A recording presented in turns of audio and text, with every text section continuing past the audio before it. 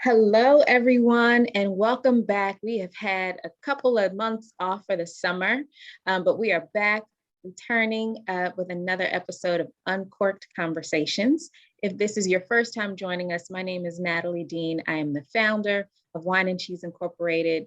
We create safe spaces for professional Black women to whine about their stress and cheese or smile about their blessings. And for the last 10 years, we have been bonding and building within community. We've been sharing resources, and one of the ways we do that is through Uncorked. So we invite friends and organizations, women that tailor insight and resources for Black women to come and share their tips and tricks that they just can't keep bottled up. So today we are rejoined by Charmaine Simmons. For those of you who have been along with us since the very beginning when Uncorked was a podcast, Charmaine was featured on episode 3 where we talked about spring cleaning. And today we're going to be talking about a very, very important topic, trauma and the strong Black woman. And Charmaine, as a marriage and family therapist, is going to talk with us about 10 signs that you may be high functioning trauma and PTSD. So I am going to let her talk about her years and years of experience. I know her personally as a sister and a friend, and I know how invested she is in this work. And that's why I trust her to lead this very important conversation with us today. So we are not recording this live for you all for the very first time, so you won't be able to interact with us in real time with comments and questions. So what we're going to ask you to do is leave the comments below. And if there are any questions you want to ask, feel free to reach out to us via social media or email. We will share that information in the description as well as sharing towards the end. But we certainly know this is going to be the first of many conversations. So I strongly encourage you to also share this with your girlfriends to make sure that we heal ourselves so that we can be happy, whole, and our best selves for those that we come in contact with all the time. So without further ado, Charmaine, go ahead and share with us this Uncorked conversation. Okay, well, thank you for bringing me back on. Natalie, you know how I feel about you and the work that you do. So like I said, like I always say, it's always a blessing and an honor to be a part of your platform. So yeah, I am going to just go ahead and jump in. Feel free to, ask me questions. If anything pops up, like, let's just be conversational here. So Perfect. All right, so let me share my screen so I can share this presentation.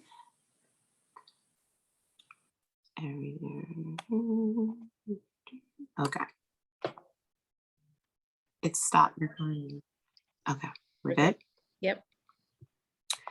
All right, so, oops.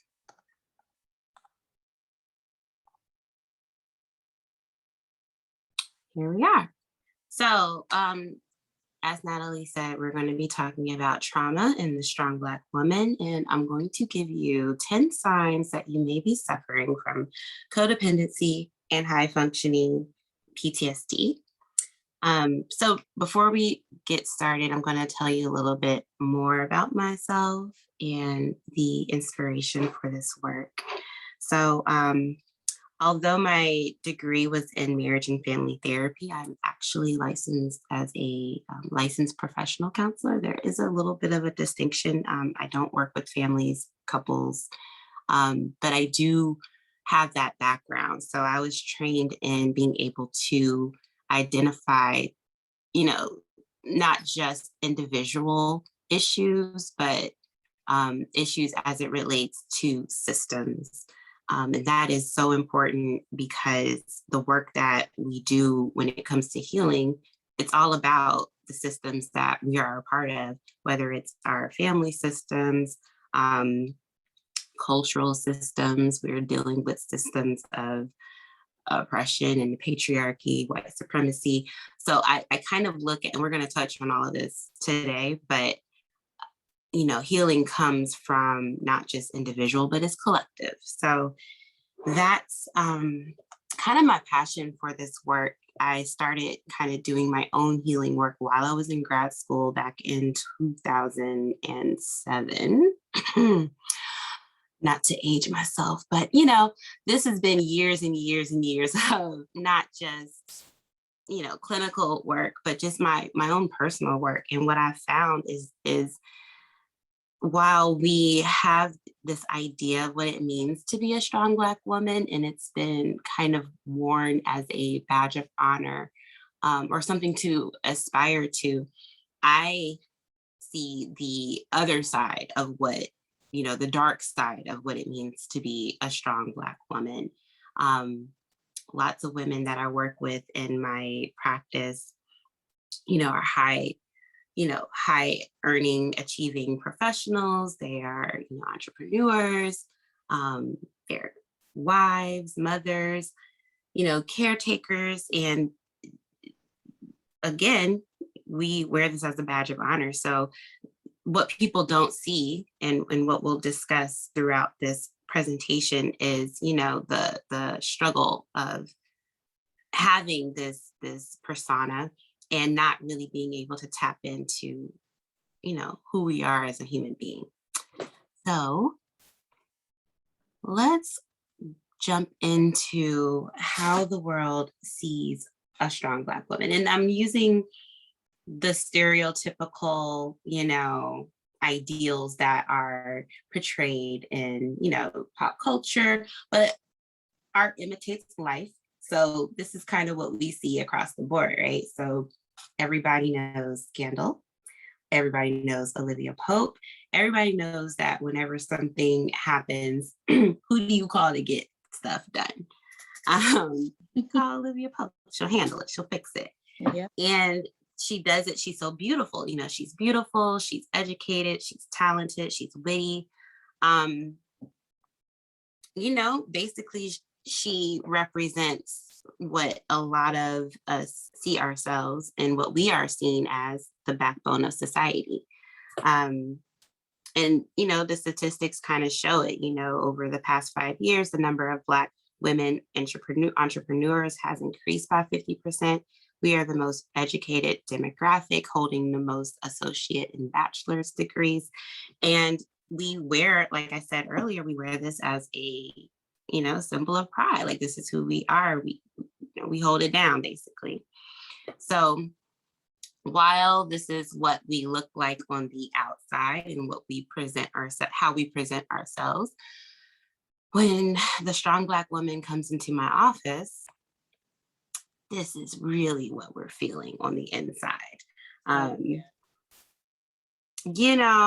this is what we don't necessarily want to see, because, taking on all of these different tasks and responsibilities and personas, excuse my phone, we tend to have a lot of shame and guilt to show anything other than strength. Yeah. So we're tired, we're feeling overwhelmed, we feel trapped. And this, Charmaine, is exactly why I founded Whine Cheese.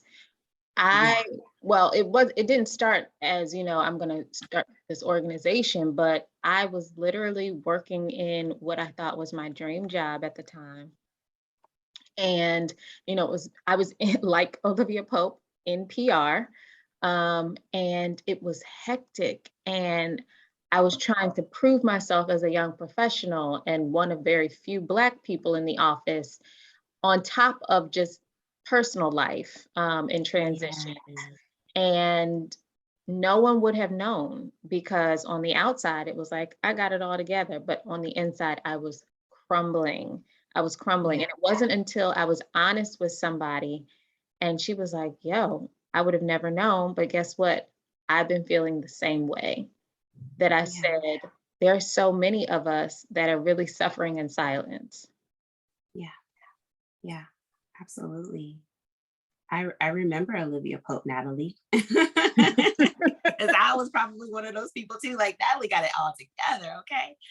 And even as you mentioned that, it's like I'm thinking of the episode when her father was like basically giving her the rundown, like we have to work twice as Yes. hard to Yes. get half of where the rest of the world is. And I think about even myself, just to your point of feeling the struggle, like I felt the struggle, of building a business and working for, other people and having the pressure of being a therapist and Mhm. having to have it all together as well. So it's like my shame was compounded on, you know, I have to hold it together because this is literally my career. This is my bread and butter. Like, how are people going to come in? How am I going to help somebody if I can't, if I'm not feeling, Yeah, 100% myself, I So can't imagine the pressure.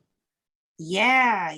So just to be clear, like this is not about holding up the facades anymore. This is about just being real and being honest and truly being authentic.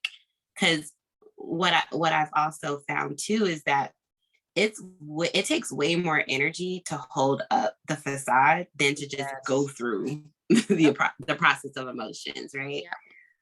But when we feel isolated, we feel shame, we feel like we're the only ones that's going through it. Mhm. It's like we don't feel, again, we feel trapped. We don't feel like there's any other option. So I'm so glad that you had the courage to speak out and be honest with yourself, honest with your friend. And she was a safe space for you. And she reflected that because shame can't grow in isolation Right. at all. That's right. So that's awesome. Um, And so yeah. really quickly before you move on, I also wanted to mention, because I knew the Olivia Pope, or I'm sorry, Scandal episode you were going to mention before you even said it. The conversation her father had with her. Mm-hmm. And this may be a conversation for another Uncorked, but the way that our parents have sort of conditioned us to be strong, to work Oh twice as yeah. hard, not Oh yeah. necessarily because they knew it would have a detrimental effect on us, but that's what they had to do to survive. And Absolutely. while Abs- they have changed, some things are still similar, but times have changed in a way where um, we don't have to necessarily thrive in the same by the same measures or methods that they did. yes. Yes. Absolutely. We are, as usual, on the same wavelength because we are going to talk a little bit about that. Just kind of what I was mentioning before.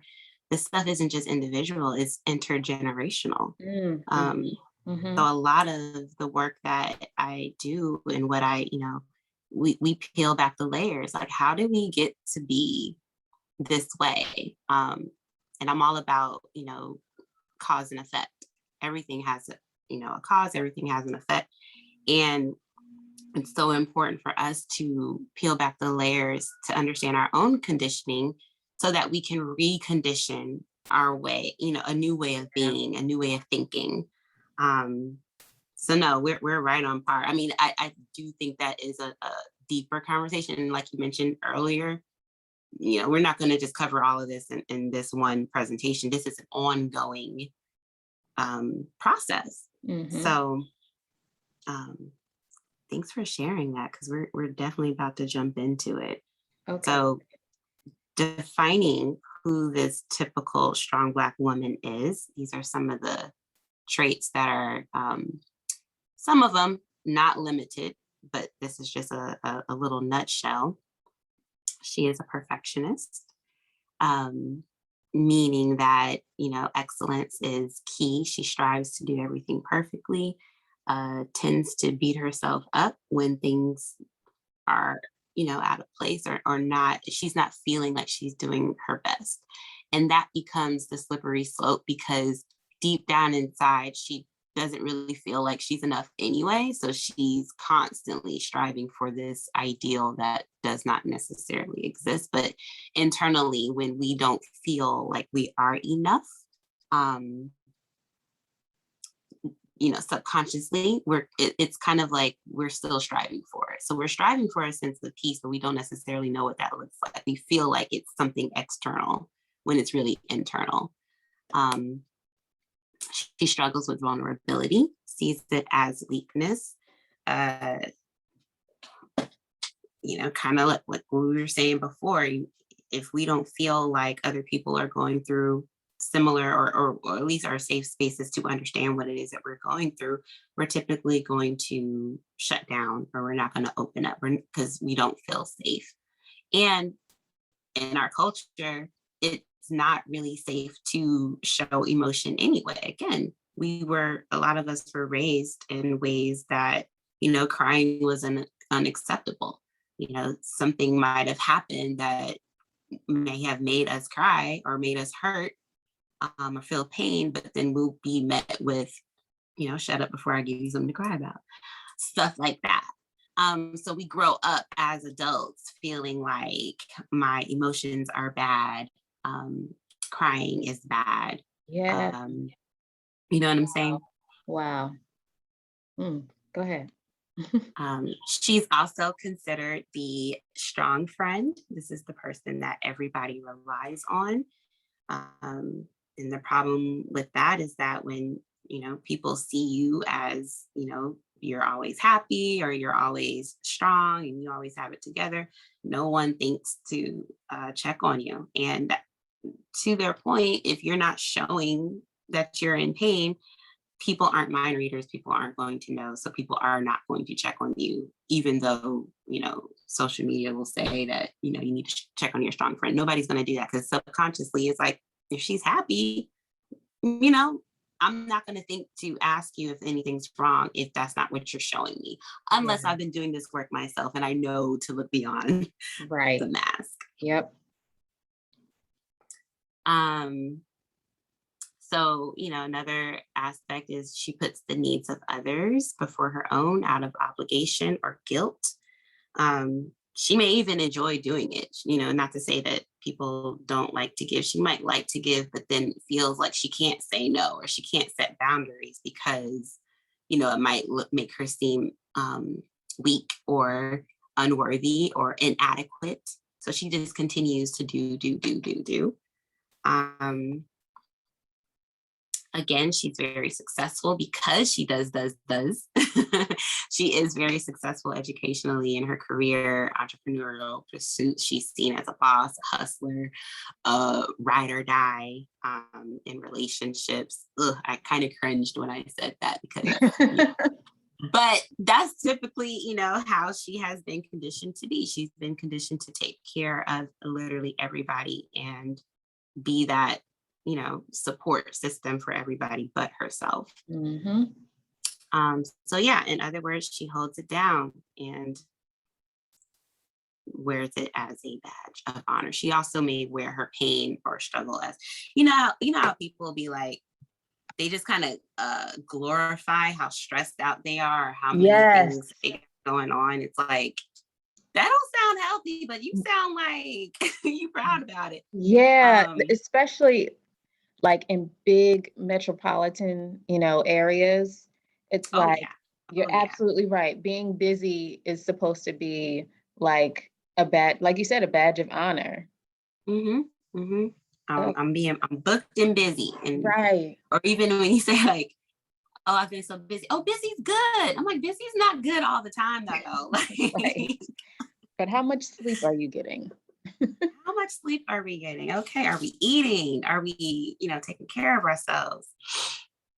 So yeah, and just, even before I jump into this next slide, so the ingredients that makes a strong Black woman, when we peel back those layers, it's really about, we need to kind of redefine what strength actually means. We also need to understand what childhood trauma is and how it affects us in our adulthood. And we also have to understand attachment styles. And attachment styles are basically how we relate to others, how we process emotions, our expectations and relationships. And all of these elements are breeding grounds for codependency. And codependency is when we are looking for, or we are defining our worth on things outside of ourselves. So I'll get into that in a moment. So Yeah, let's go to codependency for Black women just seems to be, we don't realize it, but we put a lot of our worth in being mothers or being wives yeah, or being, the manager or and we don't even realize that's what it is.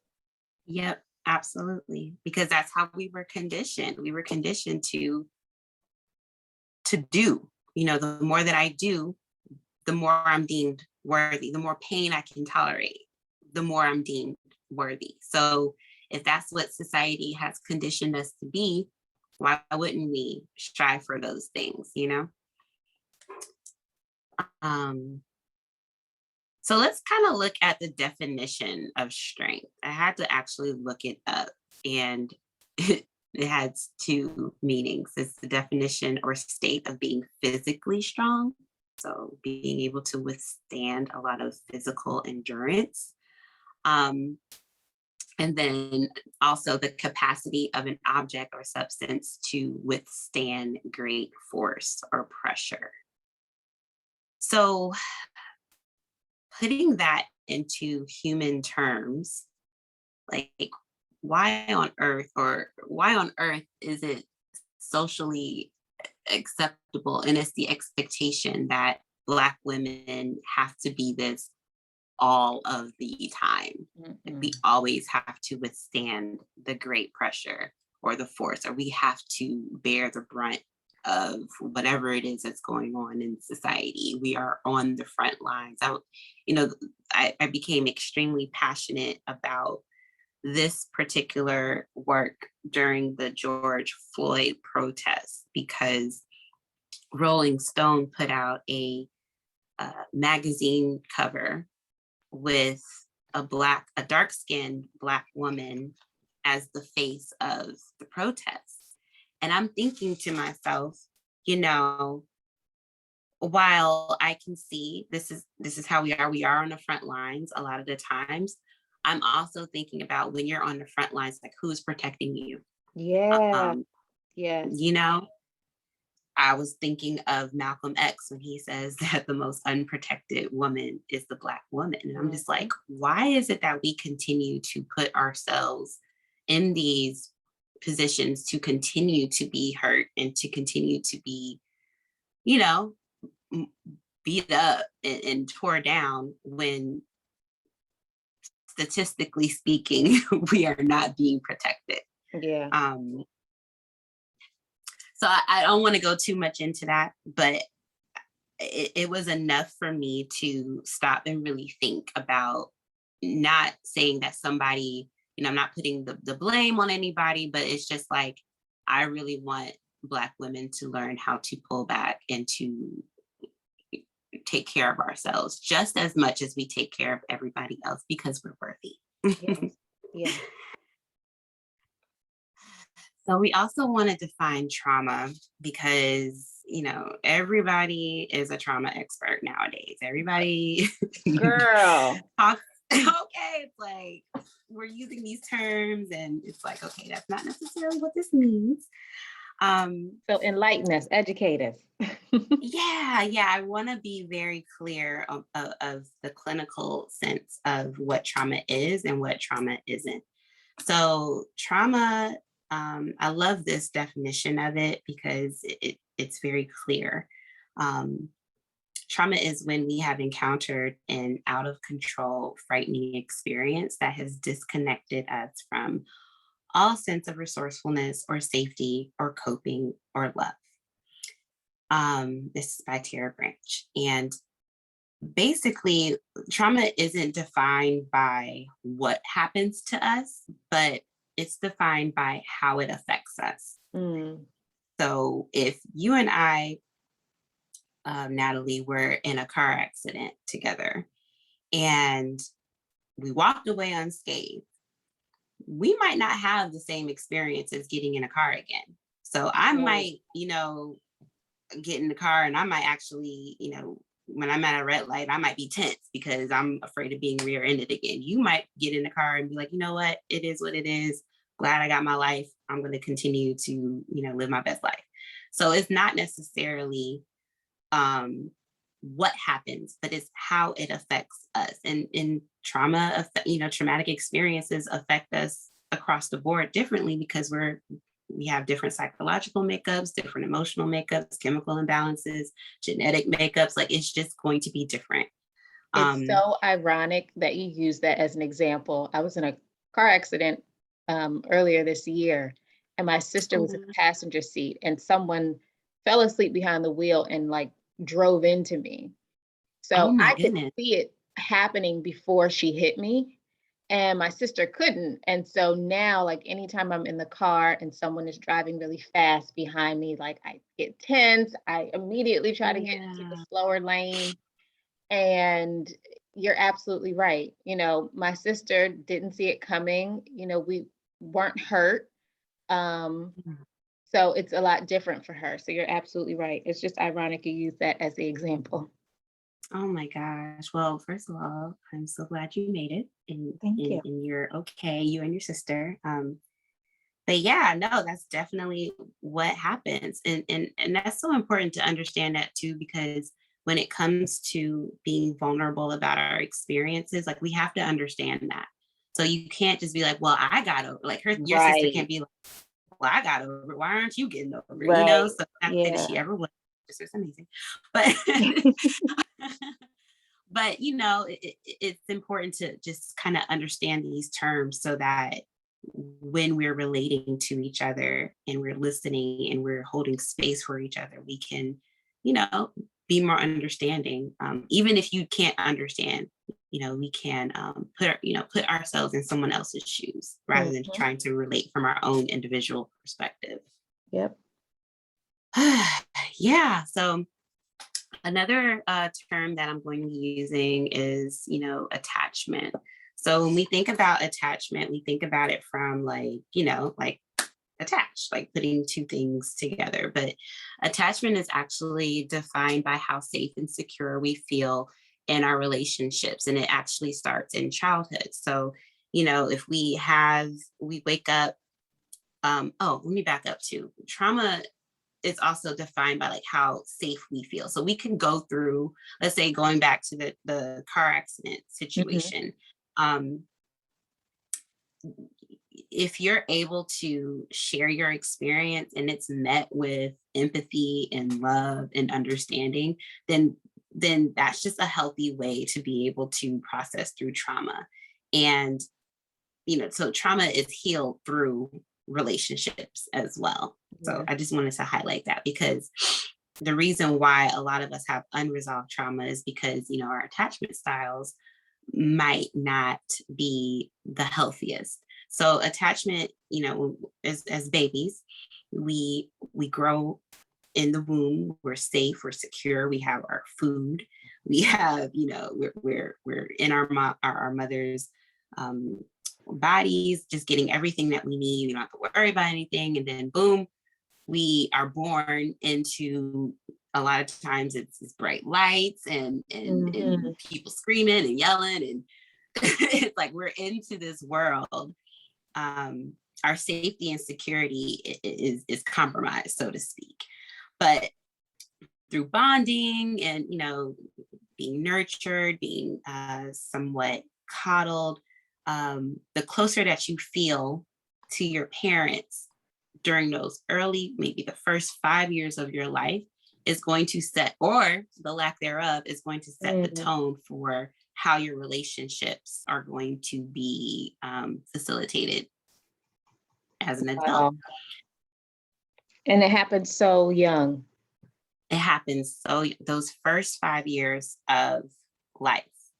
So if you grew up with a dismissive parent, a parent who wasn't emotionally available, then you may grow up to be either emotionally clingy.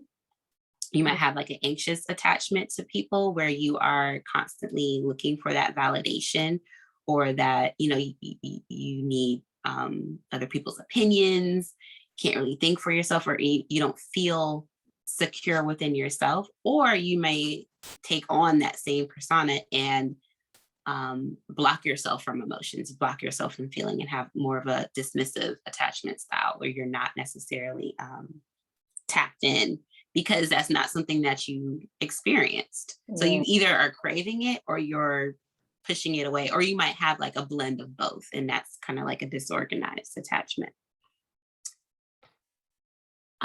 So basically, our attachment styles are defined by our ability to navigate our own emotions and needs, to also be able to tend to the emotions and needs of others. It also defines how we respond to conflict. Either we can, navigate it in a healthy way, or we are aggressive and, either we're violent or physically aggressive or verbally aggressive, or we are conflict avoidant. And then we also tend to idealize expectations of others. So a lot of times too, especially in dating situations, like we tend to look for partners based on what we had or what we didn't have in our childhoods. So I know we talk about daddy issues. Daddy issues is a real thing, because it all goes back to, mama issues too. It all goes back to, who was that, who gave you what you needed and who didn't give you what you needed as a child. I feel like this is going to be a part 3 or part 2 in terms of our parents' effects on us and how that shows up as adults. But keep going. This is good. Absolutely. Yeah. So digging more into, childhood trauma and how we're conditioned as a strong Black woman, I came across this TED Talk by Dr. Nadine Burke Harris on how childhood trauma affects health across a lifetime. And Natalie, if you want me to send you the link, Yes, please do. I will most certainly do that, because she is actually a medical doctor, and she did a lot of work and research on why kids are, being, they have like behavior problems or, physical medical issues, but what's actually going on underneath the surface. And I'm not going to go too much into her work, but she kind of identified how there are certain, they're called ACEs, adverse childhood experiences, that will leave us more susceptible to having mental health and physical health ailments as an adult. So they are categorized as exposure to physical, emotional, and sexual abuse, physical or emotional neglect, parental mental illness or alcoholism, parental separation and divorce, domestic violence, and having a parent who is incarcerated. Wow. So let's take a moment here. Yeah. And think about just what we see in our culture, right? And what we've normalized in our culture. Yes. Yeah. Because a lot of this stuff, to be honest, Charmaine, it's the normalizing part. We don't even realize, this is the basis of trauma, because it's just so normal. Absolutely. I think about like the jokes that we make, like when we listen to, different stand-up comics, or there was even like Black Twitter was trending growing up Black. And some of them were really funny, but like a lot of them were like, we have experienced so much physical abuse and we laugh about it, but we're not realizing how, getting a whooping for like something like leaving a spoon in the sink. You get waking up at 2 o'clock in the morning and get whooped for that, or get, waking up in the morning, your mother's yelling, or it's these things like that that we have normalized, that as an adult it's like we don't realize how it affects us, because it's just like, well, and you hear this too, it's like, well, I got beat as a kid and I turned out fine, but But did you? you got anger issues, or you drinking a bottle of Henny every night, or you know what I'm saying? So it's just like, Yeah. this is why I'm saying it's high functioning, because it's like we've learned to not only accept and normalize these experiences, but we also normalize how we cope with these experiences, or how we hide it, or how we suppress it. So yeah, this is kind of, and then I mean, a lot of us grew up in single parent households where all we saw was, one parent holding it down, or just, father was there, or father may have not have been there, but just a lot of that has been just kind of infiltrated in our culture. And I just think that as an adult, like, we might have been able to overcome it, but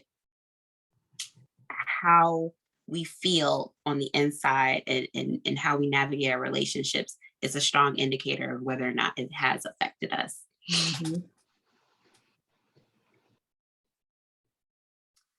So a little bit more on the conditioning, just to kind of wrap it all together.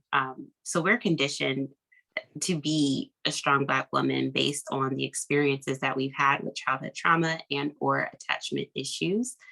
But then I also want to, again, highlight that this is intergenerational. So I don't believe in villainizing our parents, because to your point earlier, our parents, our grandparents, they did the best that they could based off of what they know. I don't believe anybody wakes up in the morning and says, you know what, I want to just ruin my life and the life of those around us. We're all trying in our own way to deal with really deep rooted psychological and emotional trauma. Shit, basically, okay, like, to put it plain and clear. And you continue to pull back the layers. You think about the things that we experienced in slavery. We could not be ourselves. Our identity, our spirituality, our religion, like, we were told that we're not humans. So those very things that we were conditioned by, white supremacy and by, the patriarchy, are still rooted and still running very much rampant in our psyche. And I'm so happy that we're having these types of conversations, and I'm seeing more and more safe healing spaces. Like, I don't know if you are familiar with the NAP ministry.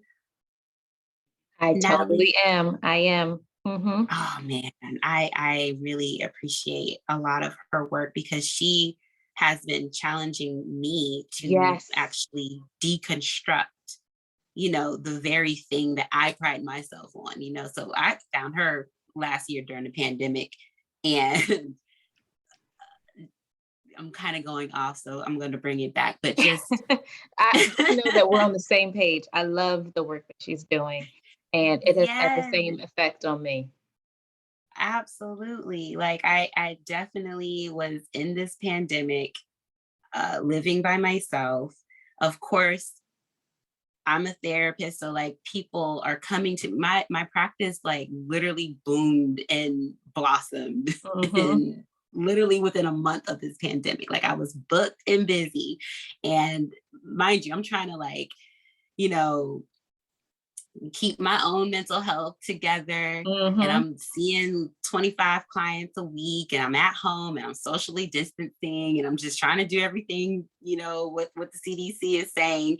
Meanwhile, I'm like literally like something's got to give. Like I started writing this book in the pandemic and realizing to myself, like, how in the world am I writing this book on deconstructing what it means to be a strong Black woman? And I don't know how to sit down and really just rest, or I felt like I was trapped. So I started to learn how to pull back, and, I take weeks off. Like I'll take a week off of work just to do nothing. I Good. ain't going nowhere. And it's just so beautiful because it's just like, you take a week off of work and people be like, well, where are you going? I'm like, to Right. bed. Right. I'm gonna lay by this pool all day. Okay. So anyways, so let me bring it back. So just, just identifying that this is not just your life, but it's the life of your ancestors, and your ancestors, their DNA is in you. So it's like we are carrying the pain, the hurt, the rage, and everything within us. So the work that we're doing is not just for us, but it's really for our bloodline. Yes. Mm-hmm.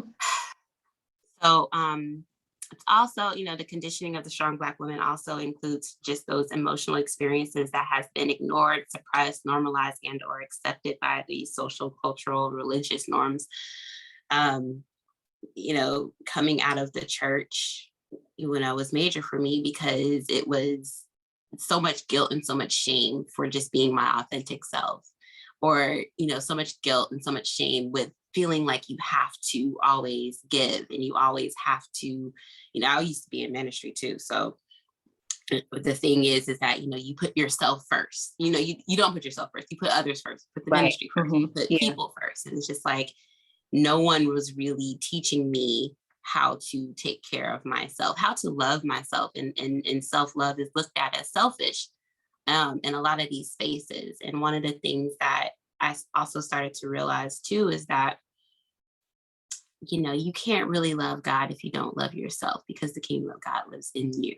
Mm-hmm. And I think Come on. that's so powerful, because it's like, we've been taught to be disconnected from ourselves. If the kingdom of God lives in me, then that means that my thoughts, my feelings, my emotions, whenever something is not right to my gut, my intuition, like I have to be able to stop and pay attention to that, because that might be God telling me something. It's Mm-hmm. all connected. It's all connected. So yeah, so just kind of like pulling this all together, and it's just, we're building this recipe. The reason why, I guess the recipe of what makes a strong Black woman is this unresolved trauma, the lack of healthy attachments, and being the fact that we have this embedded in us. We do develop codependent traits as adult women and as the strong Black woman. And codependency does not necessarily mean, because it does mean that you do need to depend on others for your survival. But for the strong Black woman, it's this ultra independence where it's just like, I don't need you. Yeah. But I kind of do, because I need to do things for you, because that validates my strength as a woman.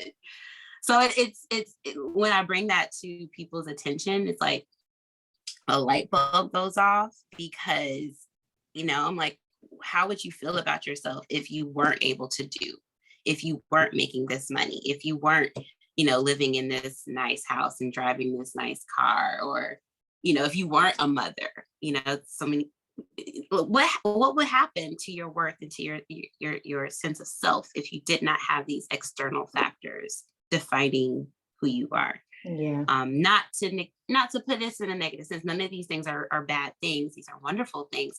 But the problem becomes when I don't feel worthy, just by being a human being, Mm-hmm. Mm-hmm. So with all that said, if we haven't been able to self-reflect and bring it on home within ourselves, by now. These are 10 signs that you may suffer from being the strong Black woman. And we'll talk about what we can do about that. So number one, well, I put them all in front. I'm sorry. So having depression and anxiety symptoms. So basically, kind of like what I mentioned before, like, having to carry all of these expectations and deal with all of these emotions and traumas and not knowing where to place them. All it does, it kind of just resides within ourselves. It stays trapped in your body.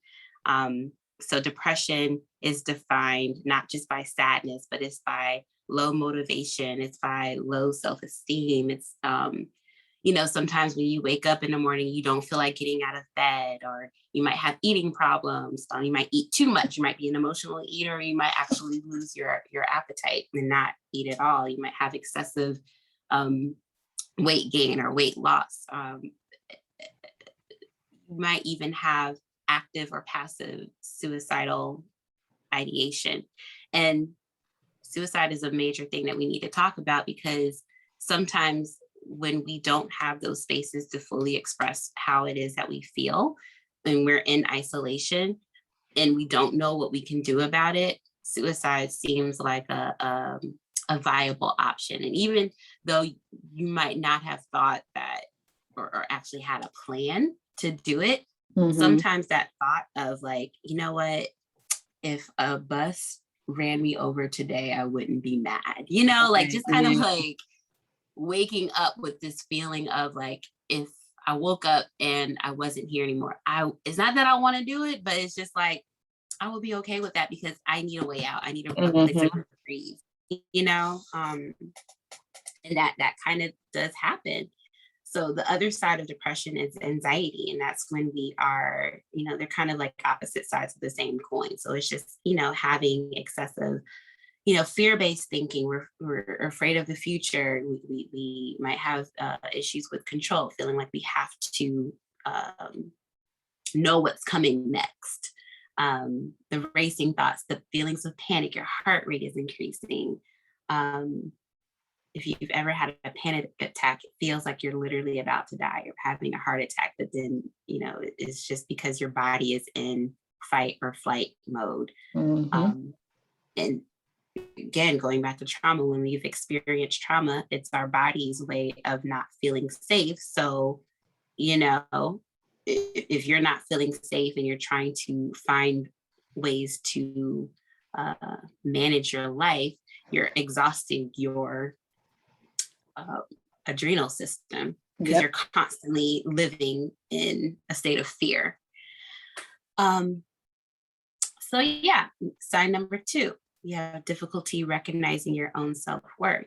Just kind of going back to what I said, the strong Black woman needs to find her worth in other things and her ability to do things for others or to be something outside of herself. Number 3 is people pleasing. The strong Black woman might tend to not be able to say no or feel like she has to take care of everybody and like I said earlier, holding it down, doesn't want to make anybody upset. She might be avoidant with conflict. She doesn't want to face conflict, but she might talk about it with other people, but she's not going to talk about it with that person because she wants that person to continue to love her and accept her. She doesn't know how to face it. It doesn't make her feel safe. So that kind of blends into just having poor boundaries in general. So you might have very enmeshed boundaries where you kind of like rescue people, and that kind of gives you a sense of self-worth. Or you might have very rigid boundaries and say, I don't need anybody. I don't need anybody to help me. Or I'm not doing anything for anybody. And it's just kind of like choosing to live on this island, which again can be very, we need people. We need people. We need healthy relationships. None of this happens alone. So number 5 is just this need for control and just this need for, kind of going back to the anxiety. It's just like, if I'm not the one who's doing it, then I can't trust that it's going to be done well. Oh my gosh. That sounds like me at work. Okay, like I definitely have done that in the past, and I had to learn how to delegate, like, Yep. Yep. and trust that it's okay. Like if they don't do it the way that I do it, it's okay. Exactly. It's be Yeah. okay. Relinquishing that Right. control. Yep. Um, so number 6 is dysfunctional communication. So just kind of like going back, communication and boundaries kind of go hand in hand. But dysfunctional communication is like there's aggressive communication and then there's like passive communication. So either like the way that I like to explain it is like passive communication is when you are so focused on respecting the relationship that you don't really speak up for your needs and you don't really speak your truth. So you kind of end up being very passive. Um, and then aggressive communication is when you are speaking you don't really care about the relationship because you're saying exactly what you feel, like kind of like no filter. Mm, Um, so like they're both kind of like on one end it's like, okay, passive, you're respecting the relationship, but you're not really respecting yourself. right. And then aggression is like you are not respecting a relationship, but you are respecting yourself. So it is kind of like there's pluses and minuses to both, but you really kind of want to find that middle ground. Like you want to be assertive, and the Mhm. strong Black woman struggles with being assertive because she struggles with finding that balance of respecting herself and the relationship at the same time. If you haven't been raised in an environment that supported healthy uh, conflict resolution or healthy communication, then it's going to be very hard to actualize that as an adult. Yep. This is so Um, good. We need like parenting courses on how to raise okay. emotionally intelligent, self-aware human beings. Yes. Wow. But you know what, Natalie, I think that because we're starting to have more and more of these conversations, like it starts with us. So the more that I'm doing this healing, like, and you're doing your healing, like, if you choose to have children, because I don't believe that everybody chooses to have children or needs to be Mhm, defined as a mhm. woman. But if that's something that you desire to do, like, of course you're going to pass this on to your kids, like, because again, like our parents, like we're going to want to do what's best for our kids, just like our parents did. But our parents just didn't know, they didn't have access to this information. Right. They didn't have an awareness. They were in survival mode. So it's like they gave us all that we know. Yep. So it's we are healing intergenerationally as we heal ourselves. Um, so yeah, number 7, ultra independence. This is again, I don't need anybody, and I am the one who does everything, and everybody tends to need me. And I feel like I've already kind of mentioned that a lot. So I'm just going to move on to number 8. It's a sense of denial, because to admit that I have any of these issues is a sign of weakness, or it is a place of it's seen as a sign of weakness. It's placed as me being vulnerable, um, and being vulnerable feels you know like weak, because I feel like I'm going to be hurt. I'm going to be judged. I'm going to be seen differently. I might lose my place in society. I might lose my job. I might lose my relationship if I show how I truly feel. So that denial sometimes can run so deep, because it's like if I can convince myself that there's nothing wrong with me, then um, that might secure, quote unquote, secure my place in society. So yeah, number 9 is just problems with vulnerability and intimacy. There's a lot of overlap over these, but just not being able to open up. Um, again, we as human beings are designed to connect. Nobody was raised to be this, isolated person that doesn't need anybody. I Mhm. don't care how introverted you may be. But introversion doesn't necessarily mean that you don't need anybody. It means that you need that alone time. But we all need somebody at the end of the day. I completely agree. As an introvert, I completely agree. Yes, same here. And then number 10 is just, kind of being overproductive. So this is your busybody. This is the person that, works 10, 12 hours a day and wakes up the next day and does it all over again. And she, does things outside, maybe takes on extra. She doesn't miss any event. She's at all of the events and she puts on her own events, or she exercises like literally 2 a days every day. Like she just has to stay busy. She can't really stay still because to her, and again, like we can attribute a lot of this to grind culture. It's just this idea of like, I gotta hustle, I gotta grind, I gotta be like this machine. But this is, a sign of suffering, but this is also what, a lot of times that strong Black woman is defined as. So these are the 10 signs that you may suffer from being the strong Black woman. And I would venture to bet that women watching this right now can find themselves in one, if not more, of these 10 signs. So how do we heal ourselves? How do we get help?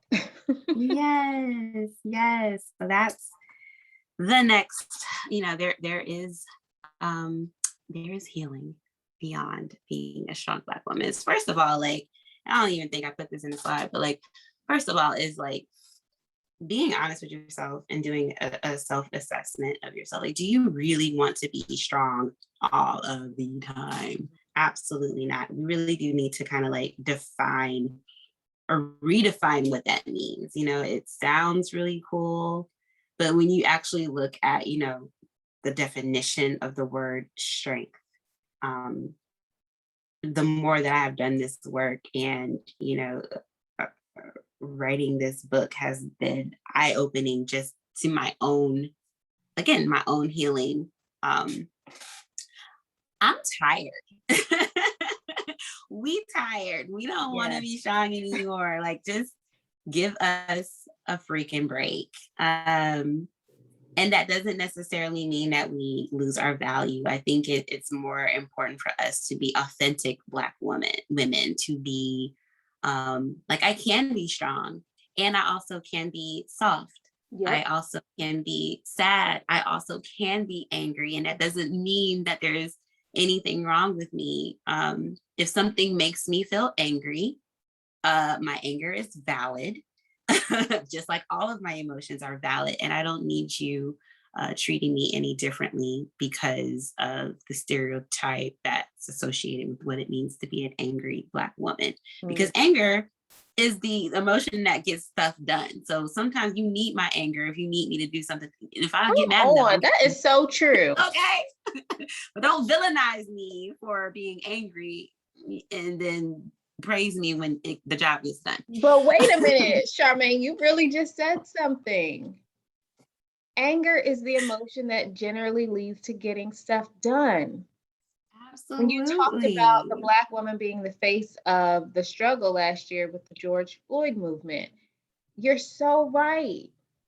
We get villainized for being angry, but if we weren't angry, who would be moved to do anything? Who's gonna be on the front lines, right? Absolutely.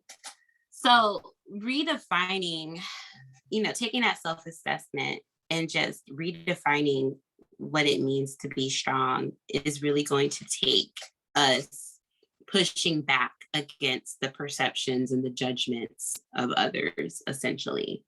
Because I get to feel and do and be whoever I want to be without any mess from anybody else, right? So ask yourself, are you honestly living your best life? And if not, what needs to change? And not necessarily, it doesn't necessarily have to be like, oh, I need to buy a house or I need to move into this city. But really ask yourself, how is it that you want to feel? And this is a hard question for a lot of people to answer because we've been so disconnected from our emotions. You know, I want to feel good. Well, what does good feel like? Good isn't a feeling, good is a judgment. So, how do you want to feel? Look at a list of feeling words. Do you want to feel happy? Do you want to feel peaceful? Do you want to feel motivated? Do you want to feel energized? Like all of these are good feelings, but they have very different meanings and definitions. And if we don't know how we want to feel, then we don't know um, exactly what it is that we need to do to get there. Yeah. Because if I want to feel good, my good might be like, I want to feel at peace. Natalie, your good might be like, I want to feel energized. So for me to get more peace in my life, I might need to adopt like a yoga practice or a meditation practice, or I might need to spend time in nature. I might need to journal or something like that.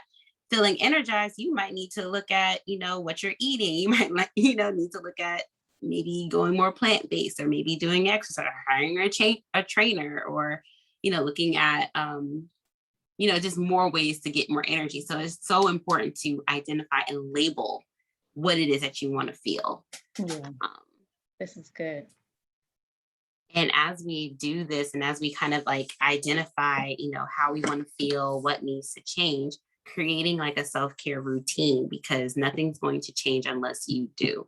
So kind of going to, it's, physical health is always so much more idealized and easy to digest because, it's more acceptable. But if I wanted to lose a certain amount of pounds, or if I wanted to gain weight or tone my body, there are specific things that I need to do consistently in order to achieve my weight goals. Well, that's the same thing with mental health. So if I want to achieve these feelings or these emotions that's going to make me feel better and have a better quality of life, then I have to have a routine that is not just including my physical health, but it's also including my emotional health and my spiritual health. And I'm doing these things as a routine.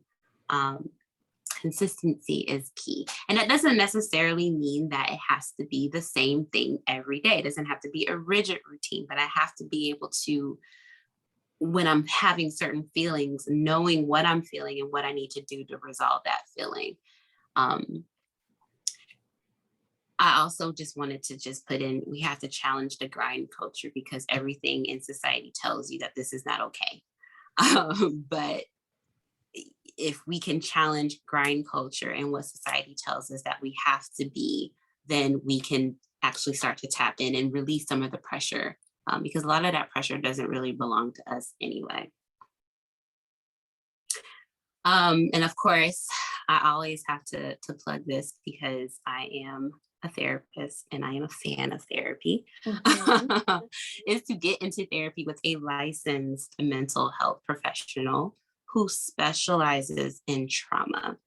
And that's because we have experienced so much trauma individually and collectively. I think it's so important that you are with somebody who can be able to identify it, because if you go to a therapist who is not trauma informed, sometimes you can feel like you are like, this is all about you.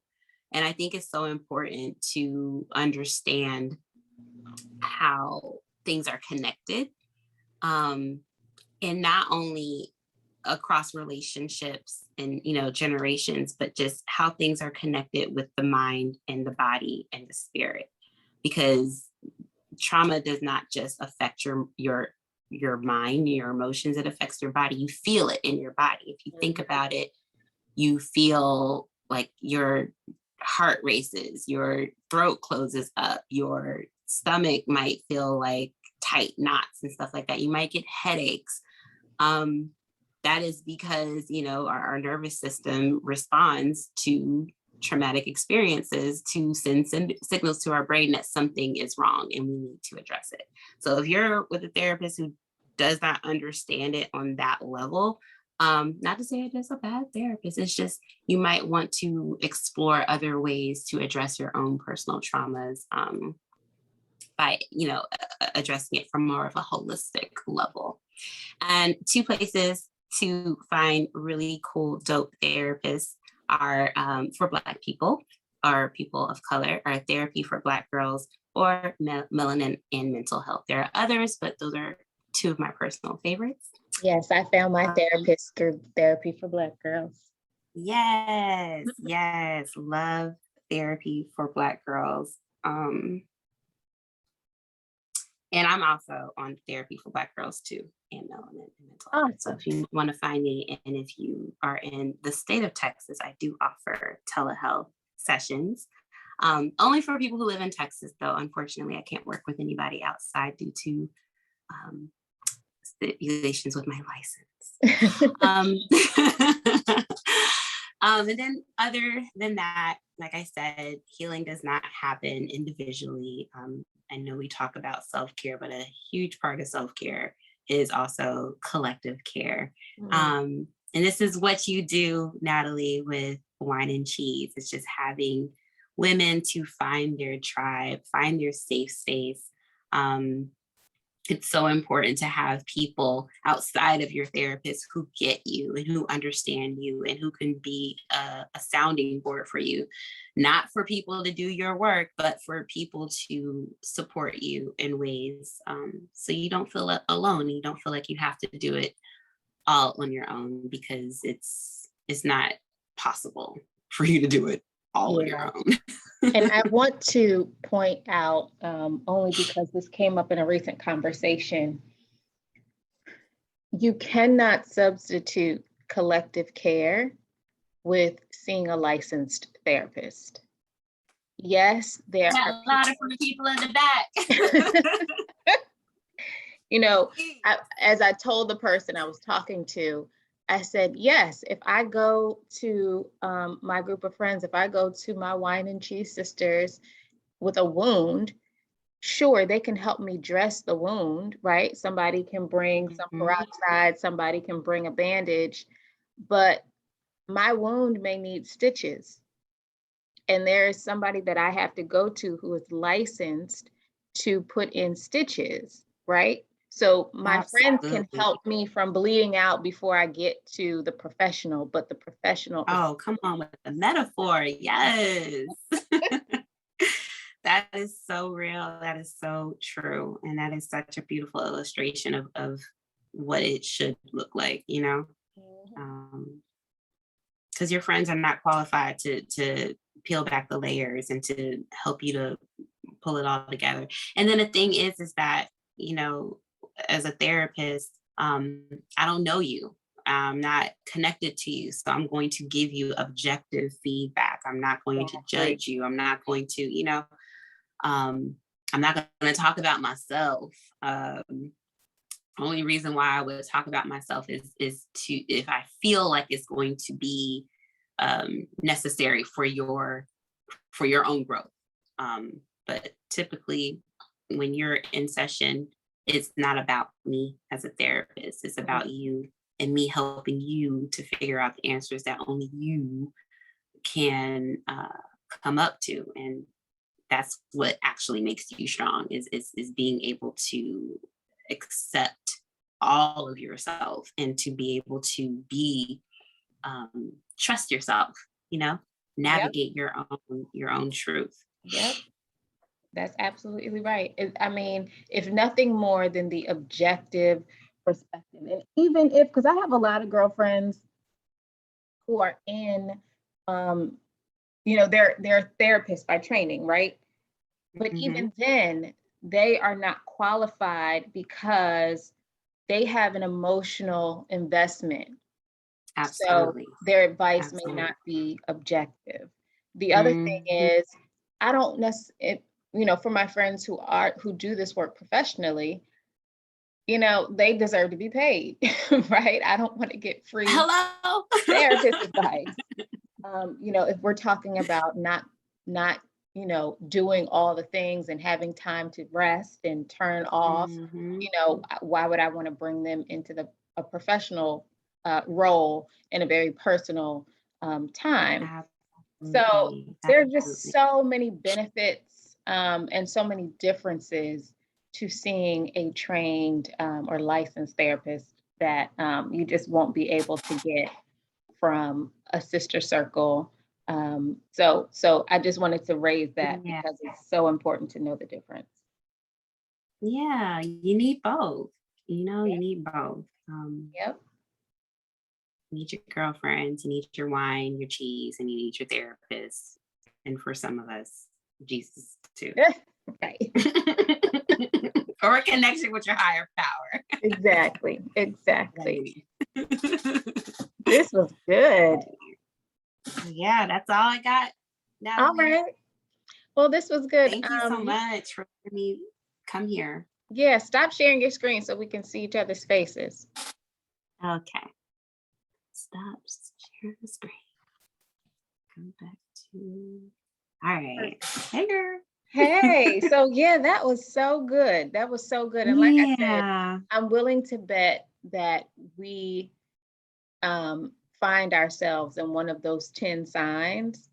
And we just didn't know it because of how society has normalized it. So I appreciate you Mhm. for providing this insight, waking us up um, so that we can help heal ourselves.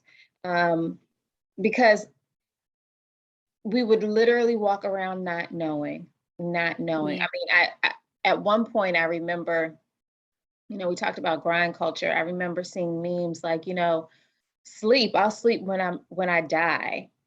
And I'm like, no, your lack of sleep is going to get you to death. Like you're But you going to cause you to die. Like, wait a right, minute. Sleep gonna right, come for you either exactly. way. How do you want it? You want it Right. now? You want it? And I just think about Wow. our Yeah, that's community. real. I think about our community of women in wine and cheese and how we are professional women, how we are, um, the movers and the shakers within our professional industry. We're the Mhm. leaders, among our friend circles and in ministry and any other types of organizations. We're the leaders there, and how much of a toll that can take on us and how we need to really just stop, be still, take a pulse check. You talked about being self-aware and really being honest with yourself about where you need the help. And so I think this was just really, really good information. And I'm glad that you were the one to deliver it to us because you are, like I said, just so qualified and amazing. So thank you. You're very welcome. It's such a pleasure. It's always a pleasure. I just love Yeah, you. girl. So this is what I need you to do. Tell people how they can, for those that are in Texas, how they can get on your books and on your couch, whether virtually, I'm sure right now. But for all of the other people across the country who just want to follow you and your work and get other gems like this, tell us how we can all be in touch. Okay, well, I am on Instagram, mostly on Instagram, but I'm also on Facebook. So you can follow me at Charmaine_LPC. My website's also on there as well. Um, and for people who live outside of Texas, you can get onto my email list by downloading the free mindfulness calendar. It's the link that's in my bio. And when I come out with the book and I come out with because I'm writing a book on this stuff. I don't know if I mentioned that, You but kind of alluded to it. Yes, we're I excited for alluded it. to it. It's cooking. I'm in the kitchen. I'm whipping up a book. Good. And when that book comes out, and there's also going to be a workbook attached to it. So it's not just explaining what this is, but it's also giving us some tactile, hands-on things on what we can do and how we can create our own self-care routines. Oh, perfect. Outside of therapy, just kind of, taking accountability for ourselves. So just, if you want to get more information about that, go to the link in my bio, download the free mindfulness calendar, and you will be in the loop for updates and things that are coming down the pipeline. Fantastic. Fantastic. And again, ladies, as you're watching, if you have any questions, feel free to message me or Charmaine.